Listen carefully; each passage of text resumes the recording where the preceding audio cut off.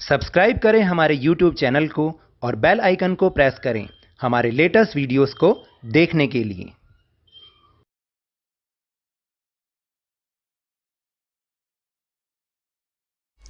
Hello and welcome to Lavneesh Sir की class. This is Directorate of Education GNCT of Delhi's worksheet number 28, and it is only for class 8 students. It has taken from the subject Social Science History, and we will learn and understand the chapter Making of National Movement 1870s to 1947. तो देखिए आज की इस worksheet में हम एक new chapter start कर रहे हैं, the making of national movement 1870s to 1947, यानी 1870 से 1947 तक जो राष्ट्रीय आंदोलन हुए उनकी तैयारी कैसे हुई, वो कैसे हुए, कैसे उनकी शुरुआत हुई, उनके बारे में हम इस वर्कशीट में जानेंगे। So now let's start and understand with me. The emergence of nationalism यानी राष्ट्रवाद का उदय, आखिर ये हुआ कैसे? Through the previous worksheets, we are well aware that our revolt of 1857, though started by the sepoys of the company, but very soon it engulfed all the section of the society. तो क्या है लिखा हुआ है इसमें कि आपने पिछली वर्कशीट्स में ये जाना और हम सब इस बात से अवेयर भी हैं कि जो 1857 का रिवोल्ट हुआ था, हालांकि वो जो कंपनी थी उसी के सिपाहियों ने शुरू किया था, लेकिन जल्द ही ये समाज के सभी वर्गों में ये धीरे धीरे फैल गया। Now they became aware that British were exercising control over the resources of India and lives of people. Until this control was ended, India could not be for Indians. तो देखिए इसमें ये लिखा हुआ है कि अब धीरे धीरे जो ब्रिटिशर्स थे वो ना केवल इंडिया के रिसोर्स पे कब्जा कर रहे थे बल्कि लोगों के जीवन को भी उन पे भी कब्जा कर रहे थे, उनको प्रभावित कर रहे थे। और अब धीरे धीरे ये लोग भी समझने लग गए थे कि जब तक ये इनको यहाँ से हटाया नहीं जाएगा, इनको यहाँ से भगाया नहीं जाएगा, इनका शासन यहाँ पे ख़त्म नहीं किया जाएगा, तब तक इंडिया जो है वो इंडियंस का नहीं हो सकता। This consciousness began to be clearly stated by the political associations formed in 1870s and 1880s. और ये जो कॉन्शियसनेस है, ये जो जागरूकता है, ये धीरे धीरे जो 1870 से 1880 के बीच में कुछ पॉलिटिकल एसोसिएशन बने, उन्होंने इस जागरूकता को बहुत ही क्लियरली दिखाया भी, फैलाया भी। सम ऑफ देम वर, उनमें से कुछ इस प्रकार हैं। तो चलिए जानते हैं आखिर वो कौन कौन से पॉलिटिकल एसोसिएशंस थे। फर्स्ट इज पूना सार्वजनिक सभा। इसकी जो एस्टेब्लिशमेंट हुई थी, ये एस्टेब्लिश हुआ था 1870 में हुआ था, और जो उसके फाउंडर मेंबर या प्रोमिनेंट मेंबर्स थे वो थे Mahadev Govind Ranade, S H. Chiplunkar, Ganesh Vasudeo Joshi. The second one is the Indian association which established in 1876, और इसके फाउंडर जो और या प्रोमिनेंट मेंबर थे वो थे Surendranath Banerjee, Anand Mohan Bose. Third association is the Madras Mahajan Sabha. It was established in 1884 and its founder और prominent members are G Subramania Iyer, Ananda Charlu. The next association is the Bombay presidency associations which founded in 1885, and its founder and prominent members were Firoz Shah Mehta, K.T. Telang, Badruddin Tayyabji. And the last one is, and the famous association is the Indian National Congress, जिसको हम Congress party के नाम से भी बहुत अच्छी तरह से जानते हैं। and it established in 1885, और जो इसके फाउंडर मेंबर या प्रोमिनेंट मेंबर यानी जो शुरुआती मेंबर थे वो थे A.O. ह्यूम, दादा भाई नौरोजी एंड D.E. वाचा। Though many of these associations functioned in the specific parts of the country, their goal was stated as the goals of all the people of India. देखिए क्या था कि इन एसोसिएशन, ये जो associations थी, हालांकि country के कुछ ही पार्ट में काम कर रही थी। जैसे अगर आप ध्यान देंगे ना तो आप देखेंगे कि ये महाराष्ट्र में या मद्रास में या फिर बम्बई में ही नहीं, महाराष्ट्र, बम्बई और कोलकाता में ये काम कर रही थी, क्योंकि सबसे पहले कब्जा यहीं पर अंग्रेज़ों ने अपना जमाया था। हालांकि ये कुछ पार्ट में ही रह के काम कर रही थी, लेकिन जो इनके लक्ष्य थे वो ना केवल अपनी एक स्पेसिफिक जगह के लिए थे बल्कि पूरे भारतीय लोगों के लिए थे। They believed that the Indian people should be empowered to take decisions regarding their affairs. वो ये मानते थे कि जो भारतीय लोग हैं ना, उन्हें इतना शक्तिशाली होना चाहिए, इतना पावरफुल होना चाहिए कि वो अपने डिसीजन, अपने मामलों के लिए अपने डिसीजन खुद ले सकें। Along with this thought, the dissatisfaction with British rule intensified in 1870s and 1880s due to some harsh laws. और इसी के साथ साथ जो 1870 और 1880 के दशक में ब्रिटिश रूल बने, उसने भी भारतीयों में बहुत ज़्यादा डिससेटिस्फैक्शन पैदा कर दी, यानी असंतोष पैदा कर दिया। आखिर वो एक्ट क्या थे? Let's know about it. First is the arms act. It was passed in 1878। देखिए ये 1878 में पास किया गया। This allowed Indians from possessing arms, यानी वो हथियारों को रखने पर बैन लगा दिया गया। वो अगर इंडियंस हथियार रखते थे तो उनको सज़ा हो सकती थी। And the most important press act, और यही एक ऐसा एक्ट था जिसने हमारे इंडियंस में बहुत ज़्यादा डिससेटिस्फैक्शन और बहुत ज़्यादा गुस्सा ब्रिटिश रूल के प्रति पैदा कर दिया था। देखिए पास्ड इन 1878, ये 1878 में पास हुआ। और क्या था ये act? allowed the government to confiscate the assets of newspaper including their printing presses if they print anything objectionable. तो ये क्या करता था कि अगर गवर्नमेंट को ऐसा लगा कि किसी भी प्रेस ने ऑब्जेक्शनेबल कुछ मटेरियल छाप दिया, तो उसकी जो पूरी प्रेस थी उसको वो जो है उसको कब्जा कर लेते थे उसके ऊपर और उसको बंद कर देते थे। इस एक्ट ने ब्रिटिश गवर्नमेंट को ये पावर दे दी कि कोई भी अगर उनके बारे में कुछ भी ऑब्जेक्शनेबल लिखेगा तो वो तुरंत उसकी प्रेस को बंद कर देंगे। Third is the Ilbert bill, passed in 1883। ये 1883 में पास हुआ। The bill provided for the trial of British और European persons by the Indian जज। ये इस बिल ने क्या किया? इस बिल ने ये बताया, इसमें बिल में प्रावधान था कि जो इंडियन जज हैं वो ब्रिटिश या यूरोपियन पर्सनस के जो भी मुकदमे हैं उनको वो देखेंगे। However, white opposition forced the government to withdraw the bill.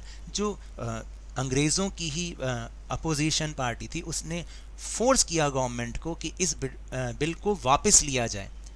This enraged the Indians which highlight the racial attitude of British in India. और इस तरह से इंडियंस में भी ये दिखा दिया, उनको भी ये पता चल गया कि ब्रिटिश जो है वो बहुत ज़्यादा नस्लवाद करते हैं, यानी वो नस्ली भेदभाव बहुत ज़्यादा करते हैं। तो ये सब चीज़ें इंडियंस को भी पता लग गई, तो इंडियंस ने भी इसका विरोध करना शुरू कर दिया। So these are the topics of this worksheet. Now will move on our question answer section, but before will move on question answer section will do an activity. So here is your activity.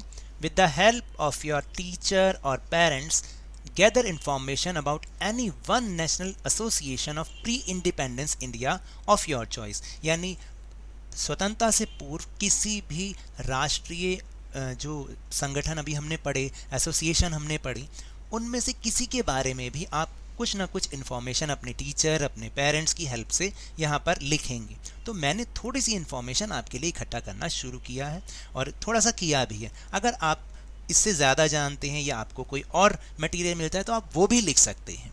सो देखते हैं एक बार. मैंने लिखा है Indian National Congress के ऊपर. The Indian National Congress, mostly known as the Congress, is one of the two major political parties in India, among which are the other Bharatiya Janata party. देखिए जो इंडियन नेशनल कांग्रेस है उसको ज़्यादातर हम कांग्रेस पार्टी के नाम से जानते हैं और ये दो पॉलिटिकल पार्टी जो मेजर पॉलिटिकल पार्टी इंडिया के उनमें से एक है और दूसरी पार्टी तो आप जानते हैं Bharatiya Janata party. The Congress was established in the British Raj on 28 December 1885. Congress कब बनी? 28 दिसंबर 1885 को ब्रिटिश राज में बनी थी। It's founders included A.O.. Hume, दादा भाई नौरोजी एंड दिनशा वाचा। तो इनके जो फाउंडर्स थे उनमें ए.ओ. ह्यूम थे, दादा भाई नौरोजी थे और दिनशा वाचा थे। In the late 19th and early to mid 20th century, यानी 19वीं शताब्दी के ख़त्म होने पर और 20वीं शताब्दी की शुरुआत तक, उसके मध्य तक, the Congress entered in the freedom struggle. India जो ये कांग्रेस थी वो इंडियन फ्रीडम स्ट्रगल में आई, प्रवेश किया इसने, with over 1.5 crore members and over 7 crore along with the participants. आप यहाँ पर आपको इट बिकेम आएगा, यहाँ पर इट बिकेम, यहाँ पर आ जाएगा it became a central partner in opposition to British colonial rule. यानी कहने का मतलब ये है कि जब ब्रिटिश औपनिवेशिक शासन में कांग्रेस ने 19वीं शताब्दी के अंत में और 20वीं शताब्दी के मध्य तक कांग्रेस ने इंडियन फ्रीडम स्ट्रगल में एंटर किया। किसके साथ? 1.5 करोड़ मेंबर और जो 7 करोड़ उसके पार्टिसिपेंट थे उनके साथ, और ये एक केंद्रीय बिंदु बन गया उस फ्रीडम स्ट्रगल का। तो ये हमने इसमें थोड़ी सी इंफॉर्मेशन इसके बारे में लिखी है। Now question number 1, what do you understand by the word sarvajanik in Poona Sarvajanik Sabha? देखिए, Poona Sarvajanik Sabha was a social organisation of British India which started with the aim of working as an intermediary between the government of India and the people and popularizing the legal rights of the peasants। जो पूना सार्वजनिक सभा थी वो एक सामाजिक संगठन था British India का, जिसको इस उद्देश्य के साथ शुरू किया गया कि गवर्नमेंट और जो इंडिया के लोग हैं उनके बीच में ये एक मध्यस्थ के रूप में कार्य कर रही थी पूना सार्वजनिक सभा, और साथ साथ जो किसान थे उनके भी लीगल राइट्स को वो पॉपुलर बना रही थी, उनको उनके ऊपर ध्यान दिलवा रही थी। Then second question is, how did the vernacular Press Act affect the Indians? जो वर्नाक्युलर प्रेस एक्ट था उसने इंडियंस को कैसे अफेक्ट किया? Vernacular Press Act was enacted to curtail the freedom of Indian language press. देखिए, जो Vernacular Press act बनाया गया वो इंडियन लैंग्वेज वाले जो अखबार थे, प्रेस थी, उसकी आज़ादी को छीनने के लिए बनाया गया था। The act was intended to prevent the vernacular press from expressing criticism of British policies. ये इसलिए बनाया गया ताकि जो ब्रिटिश पॉलिसीज़ को क्रिटिसाइज़ करते थे उससे बचाने के लिए बनाया गया, क्योंकि इससे पहले क्या हो रहा था, ब्रिटिश पॉलिसीज़ को मीडिया के थ्रू, अखबारों के थ्रू और मैगजीन्स के थ्रू बहुत क्रिटिसाइज़ किया जा रहा था। Such a restriction was not on newspapers printed in foreign language, that is English। ऐसा कोई बैन, ऐसी कोई रिस्ट्रिक्शन इंग्लिश लैंग्वेज वाले न्यूज़पेपर पर नहीं था। This law was clearly discriminatory because it banning the expression and public opinion of Indians। तो इस तरह से ये साफ तौर पर एक भेदभाव पूर्ण एक्ट था जिसने इंडियन के जो विचार थे, उनकी अभिव्यक्ति थी, उसके ऊपर प्रतिबंध लगा दिया। And then third is, what was Ilbert bill, why was it withdrawn? Ilbert bill क्या था और उसको क्यों वापस लिया गया? The Ilbert bill was passed by sir C P Ilbert in 1883। देखिए, 1883 में सर सीपी इल्बर्ट द्वारा इसको पास किया गया। The bill provided for trial of British और European persons by the Indian जज, यानी इंडियन जज के द्वारा ब्रिटिश और यूरोपियन पर्सनस पर मुकदमा की सुनवाई वो इंडियन जज कर सकता है। इस बिल के द्वारा ये ऐसा लिखा गया, इस बिल में बताया गया। However white opposition also force the government to withdraw the bill.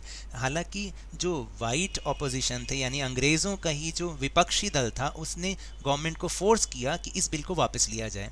This reaction provoked a counter agitation by educated Indians. और इस बिल का जो मतलब जो हमारे यहाँ पर पढ़े लिखे शिक्षित भारतीय थे, उन्होंने भी साथ साथ इस बिल का विरोध किया था। Now the last question, in your opinion, which of the above 3 laws or act would have impacted the Indians most? Give reason in support of your answer। आपको ये बताना है कि आपके हिसाब से जो अभी हमने ऊपर तीनों कानून पढ़े, तो उनमें से सबसे ज़्यादा इंडियंस को किसने प्रभावित किया होगा, किसने ज़्यादा अफेक्ट किया होगा। तो अपने रीज़न में आपको अपने रीज़न के सपोर्ट में भाई कुछ ना कुछ लिखना भी पड़ेगा कि आप क्यों वो रीज़न दे रहे हैं। तो देखिए इसका आंसर जो मेरे हिसाब से ये हो सकता है, अगर आपको लगता है कोई और तो आप वो भी लिख सकते हैं।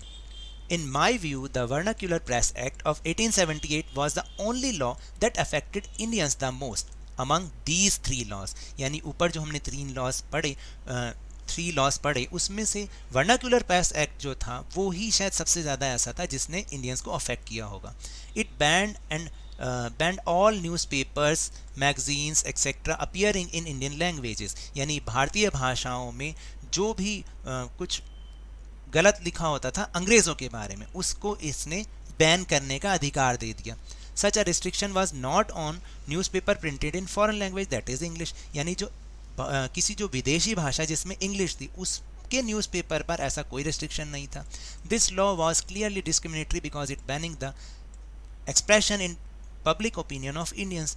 तो ये तो बिल्कुल ही डिस्क्रिमिनेटरी था क्योंकि उसने इंडियंस के ओपिनियन को और उनकी एक्सप्रेशन को बिल्कुल बैन कर दिया। This made the Indians very angry and dissatisfied. और इसी ने जो इंडियंस को बहुत ज़्यादा गुस्से में भर दिया और वो बहुत असंतोष रखने लगे ब्रिटिश गवर्नमेंट से। So now that's all for this worksheet. अगर मेरे इस तरह समझाने से आपको थोड़ा सा भी समझ में आया हो तो इस चैनल को ज़्यादा से ज़्यादा सब्सक्राइब कीजिए, लाइक कीजिए और बहुत ज़्यादा शेयर भी कीजिए। और हाँ, मेरे साथ इसी तरह आसानी से वर्कशीट को समझते रहिए, लेकिन ध्यान और मन लगाकर पूरी मेहनत और लगन के साथ ऑनलाइन ही सही पढ़ते जरूर रहिए।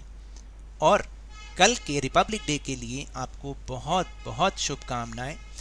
And if you want to defeat corona virus then please wear a mask. और जब भी अवेलेबल हो, जब भी पॉसिबल हो, आप वैक्सीनेशन जरूर कराएं क्योंकि कोरोना को हराना है और ज़िंदगी को एक बार फिर से सुहाना बनाना है। इसी उम्मीद के साथ थैंक यू वेरी मच।